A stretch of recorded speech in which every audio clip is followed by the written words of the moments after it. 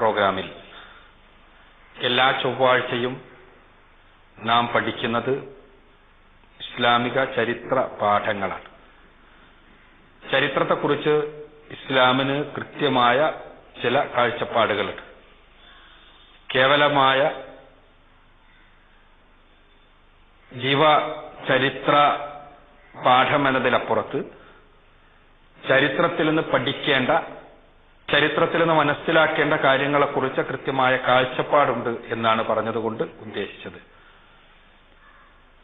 പ്രപഞ്ചത്തിന്റെ സൃഷ്ടി മുതൽ പരിശുദ്ധ ഖുർആൻ പരാമർശിക്കുന്ന കുറെ കാര്യങ്ങളുണ്ട്. 6 ദിവസം കൊണ്ട് പ്രപഞ്ച സൃഷ്ടി നിർവഹിച്ചു എന്ന് ഖുർആൻ പറയുമ്പോൾ പടച്ച തമ്പുരാൻ അവന്റേതായ നിശ്ചയത്തിലുള്ള 6 ഘട്ടങ്ങളായി പ്രപഞ്ചത്തിന്റെ സൃഷ്ടി നടത്തി എന്നുള്ള വസ്തുതയാണ് ഖുർആൻ വ്യക്തമാക്കുന്നത്. 6 ഘട്ടങ്ങളായി പ്രപഞ്ചത്തെ സൃഷ്ടിച്ചപ്പോൾ തന്നെ ഭൂമിയെയും പടച്ച തമ്പുരാൻ അവന്റെ കാരുണ്യം കൊണ്ട് സൃഷ്ടിച്ചു. ഖുർആനിന്റെ ഭാഷയിൽ പറഞ്ഞാൽ പടച്ചവന്റെ കാരുണ്യത്തിന്റെ പ്രകടനമാണ് അവന്റെ പ്രവർത്തനങ്ങളെല്ലാം. ഈ പ്രപഞ്ചത്തെ മൊത്തത്തിൽ സൃഷ്ടിച്ചത് അവന്റെ കാരുണ്യത്തിന്റെ പ്രകടനമാണ്. പ്രപഞ്ചത്തിൽ ജീവൻ നിലനിൽക്കുന്ന രൂപത്തിൽ ഭൂമി എന്ന അതിസവിശേഷമായ ഒരു ഗ്രഹത്തെ സൃഷ്ടിച്ചത് പടച്ചവന്റെ കാരുണ്യത്തിന്റെ ഭാഗമാണ്. ആ കാരുണ്യത്തിന്റെ ഭാഗമായി തന്നെയാണ് ഭൂമിയിൽ വ്യത്യസ്തങ്ങളായ ജീവജാലങ്ങളെ അവൻ സൃഷ്ടിച്ചതും. ആ ജീവജാലങ്ങൾ തമ്മിലുള്ള വ്യത്യസ്തങ്ങളായ പെരുമാറ്റങ്ങളിൽ വ്യക്തമായ നന്മയും അതോടൊപ്പം തന്നെ സ്നേഹപ്രകടനങ്ങളും കാരുണ്യ പ്രകടനങ്ങളുമെല്ലാം നിലനിൽക്കുന്നത് അള്ളാഹുവിന്റെ കാരുണ്യം കൊണ്ടാണ് എന്നാണ് ഖുർആൻ വ്യക്തമാക്കുന്നത്. പരിശുദ്ധ ഖുർആൻ വളരെ കൃത്യമായി തന്നെ പഠിപ്പിക്കുന്ന യാഥാർത്ഥ്യമാണത്. റഹ്മത്തി വസിഅത്ത് കുല്ല ഷൈഇൻ, എല്ലാ വസ്തുക്കളിലും എന്റെ കാരുണ്യം നിലീനമായിരിക്കുന്നു. എല്ലാറ്റിലും അള്ളാഹുവിന്റെ കാരുണ്യമുണ്ട്. എന്തൊക്കെ സൃഷ്ടിച്ചിട്ടുണ്ടോ അവയിൽ മുഴുവനും അവന്റെ കാരുണ്യത്തിന്റെ ഭാഗമായിട്ടാണ് ഞാൻ സൂചിപ്പിച്ചതുപോലെ ഈ ജന്തുജാലങ്ങളെ സൃഷ്ടിച്ചതെങ്കിൽ അതേ കാരുണ്യം തന്നെയാണ്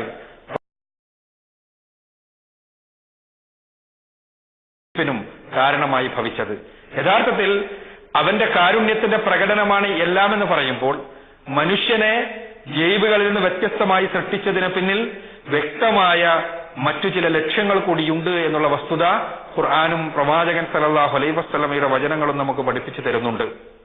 മനുഷ്യ സൃഷ്ടി അള്ളാഹുവിന്റെ കാരുണ്യത്തിന്റെ പൂർണ്ണമായ പ്രകാശനത്തിന് വേണ്ടിയുള്ളത് കൂടിയാണ്. ഇവിടെ വെച്ച് പടച്ചതമ്പുരാൻ അവന്റെ കാരുണ്യത്തിന്റെ 1% എല്ലാ സൃഷ്ടികൾക്കും കൂടി നൽകുമ്പോൾ അവന്റെ 950% കാരുണ്യവും മരണാനന്തര ജീവിതത്തിൽ അവനെ മനുഷ്യർക്ക് വേണ്ടി മാത്രം നൽകാൻ പടച്ച തമ്പുരാൻ ബാക്കി വെച്ചിരിക്കുന്നു. മനുഷ്യർക്ക് മാത്രം നൽകുക എന്ന് പറഞ്ഞാൽ ബാക്കി ജീവികളിൽ നിന്ന് വ്യത്യസ്തമായി അള്ളാഹുവിന്റെ കൽപ്പനകൾ അനുസരിക്കുകയും ധിക്കരിക്കുകയും ചെയ്യാൻ കഴിവ് നൽകപ്പെട്ടുകൊണ്ട് സ്വാതന്ത്ര്യം നൽകിക്കൊണ്ട് മനുഷ്യനെ ഭൂമിയിലേക്ക് പറഞ്ഞയക്കുകയും ആ സ്വാതന്ത്ര്യത്തെ സൃഷ്ടിപരമായി ഉപയോഗിക്കുന്നവർക്ക് അവന്റെ കാരുണ്യത്തിന്റെ പൂർണ്ണമായ പ്രകാശനം പടച്ചവന്റെ കാരുണ്യത്തിന്റെ 99% അവർക്ക് മുന്നിൽ തുറന്നിടും എന്ന് റസൂലുള്ളാഹി സ്വല്ലല്ലാഹു അലൈഹി വസല്ലമ നമുക്ക് പഠിപ്പിച്ചു തരികയുണ്ടായി. അതുകൊണ്ട് തന്നെ മനുഷ്യജന്മം എന്നത് പടച്ചതമ്പുരാന്റെ കാരുണ്യത്തിന്റെ പൂർണ്ണമായ പ്രകാശനത്തെ അനുഭവിക്കുന്നതിന് വേണ്ടിയുള്ള സവിശേഷമായ ജന്മമായി കൊണ്ടാണ് പരിശുദ്ധ ഖുർആൻ നമ്മളെ പരിചയപ്പെടുത്തുന്നത്. എന്നാൽ ഈ സവിശേഷത നിലനിൽക്കുമ്പോൾ തന്നെ അവന്റെ ഈ ഔന്നത്യമുള്ളതോടൊപ്പം തന്നെ അവൻ അധമത്വത്തിന്റെ അഗാധഗർത്തങ്ങളിലേക്ക് ആപതിക്കുവാനും കഴിയും എന്നുള്ള വസ്തുത പരിശുദ്ധ ഖുർആൻ തന്നെ നമുക്ക് പറഞ്ഞു തരുന്നുണ്ട്, നമുക്ക് പഠിപ്പിച്ചു തരുന്നുണ്ട്. ലഖദ് ഖലഖനൽ ഇൻസാനു ഫീ അഹ്സനി തഖ്വീം സുമ്മ റദദ്നാഹു അസ്ഫല സാഫിലീൻ. ഖുർആനിലെ 95-ാമത്തെ അധ്യായം സൂറത്തുൽ തീനിലെ 4-5 വചനങ്ങളാണ്. പരിശുദ്ധ ഖുർആൻ വളരെ വ്യക്തമായി നമുക്ക് പഠിപ്പിച്ചു തരികയാണ്, ഈ മനുഷ്യനെ ഏറ്റവും നല്ല ഘടനയോടുകൂടി പടച്ചതമ്പുരാൻ സൃഷ്ടിച്ചിരിക്കുന്നു. അവൻ അധമനായി തീരുകയും ചെയ്യുന്നു. ഏറ്റവും നല്ല രൂപത്തിൽ, ഏറ്റവും നല്ല ഘടനയിൽ, ഏറ്റവും ഭൗതികമായി പോലും ഏറ്റവും സുന്ദരമായ സൃഷ്ടി ഏതാണ് എന്നൊരു കലാകാരനോട് ചോദിച്ചാൽ മനുഷ്യൻ എന്നല്ലാതെ മറുപടിയില്ല.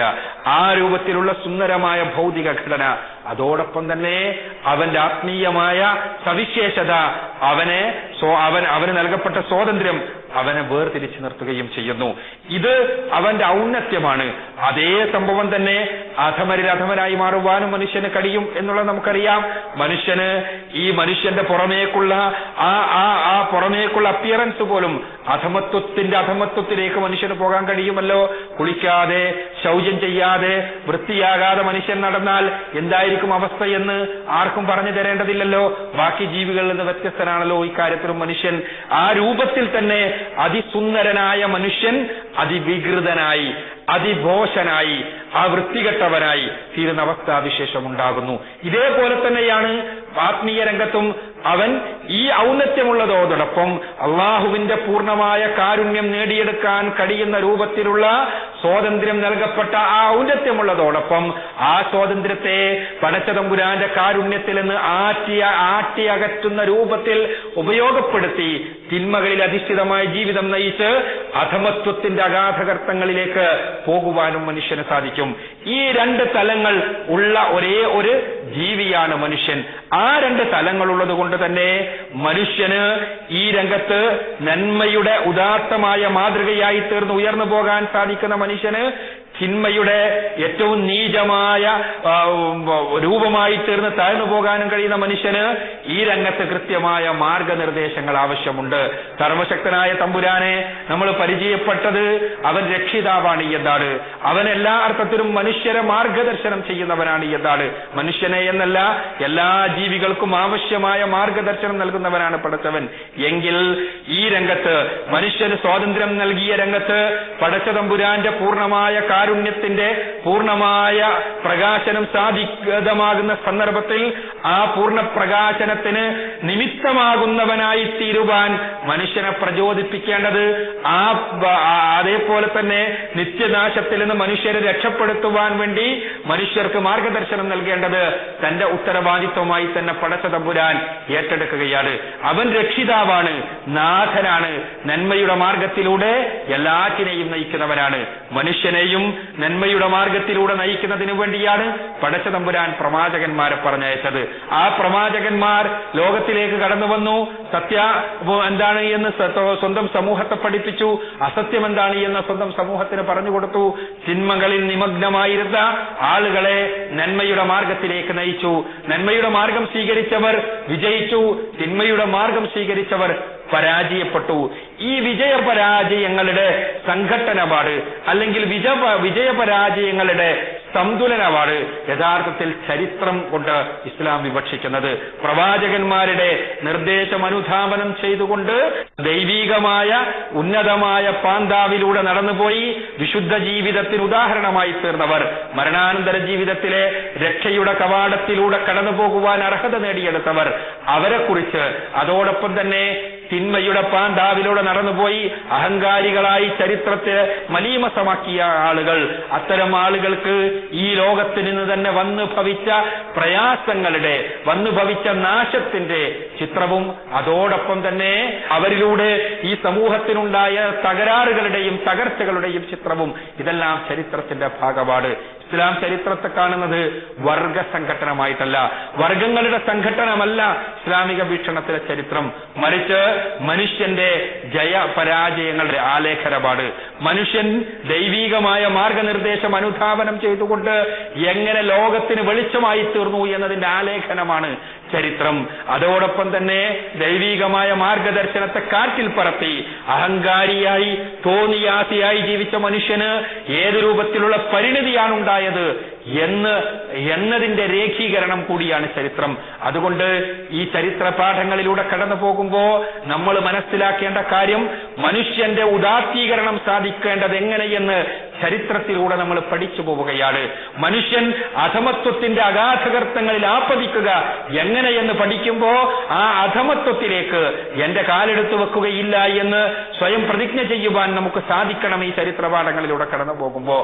അതോടൊപ്പം തന്നെ നന്മയുടെ ഉന്നതമായ വിധാനങ്ങളിലൂടെ കടന്നുപോയ ആളുകളെ നമ്മൾ പരിചയപ്പെടുമ്പോൾ അവിടെ ആ നന്മയുടെ മാർഗത്തിലൂടെ കടന്നുപോയി അവരെ പോലെ പടച്ച തമ്പുരാന്റെ കാരുണ്യത്തിന്റെ പൂർണ്ണമായ പ്രകാശനം അനുഭവിക്കുവാൻ അവസരം ലഭിക്കുന്നവരായി തീരുവാൻ നമ്മളും പ്രതിജ്ഞ ചെയ്യണം. അങ്ങനെ ചരിത്രം പഠിക്കാൻ നമുക്ക് സാധിക്കുമെങ്കിൽ ഈ ചരിത്ര പഠനം നമ്മുടെ ജീവിതത്തിന് വെളിച്ചമാകും, ജീവിതത്തിന്റെ വഴികാട്ടിയാകും, നമ്മളുടെ ജീവിതത്തിന് കൃത്യമായി മാർഗദർശനം നൽകും. അതിന് സർവശക്തനായ തമ്പുരാൻ അനുഗ്രഹിക്കുമാറാകട്ടെ.